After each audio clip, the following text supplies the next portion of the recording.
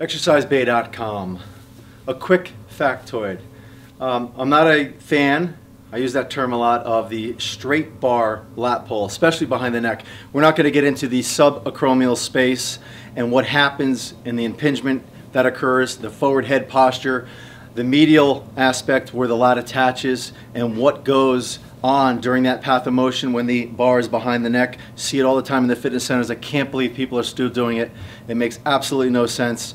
It's more elbow flexion than anything. There's hardly any downward rotation of the scapula, and you're creating all types of muscular imbalances thinking you're working the lats. Remember, the lats, the fiber direction, in a vertical aspect, big importance, in a vertical aspect, those fibers run on a diagonal. That's why we lean back. That's why when you hold that bar up here, you start to lean back. Some people rock and roll. Some people train their rear delts. You're laughing right now, but it's true.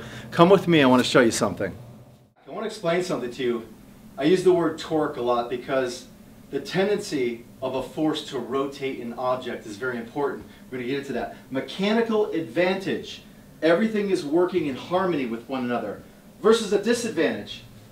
Why does the body have to exert much higher internal forces to act with external forces? And that's what we're talking about. That mechanical advantage when everything is working in harmony with one another. I saw a video about why when you go through a basic pull up, that your arm wants to turn as you go to the top. And they had this free motion device. Looked like a hand grip with a string. It was creative, I get it, free motion, let the wrist move. The thing is, you always have to think of your end range. If I'm doing a pull-up in my anatomical strong position, which is not here, okay, we don't pull up in life here, it's here, anatomical chart, elbow flex, hands face each other. Strongest position in the human body, and there it is.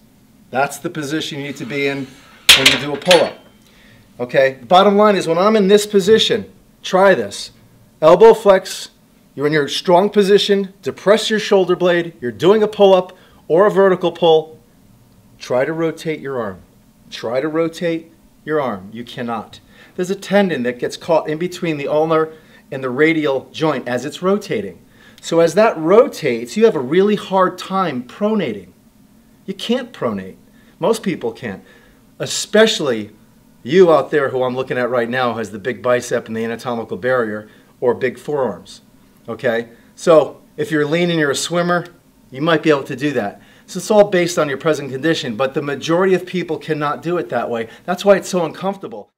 Hey gang, we're talking about functional hypertrophy, a mechanical advantage. Stay tuned for the next anatomical functional factoid where we're going to be showing you not only the bar to use, but the right path of motion, range of motion, body position to really increase the stimulus or regional emphasis in the lats in a seated vertical pull, or most of the industry calls a lat pull.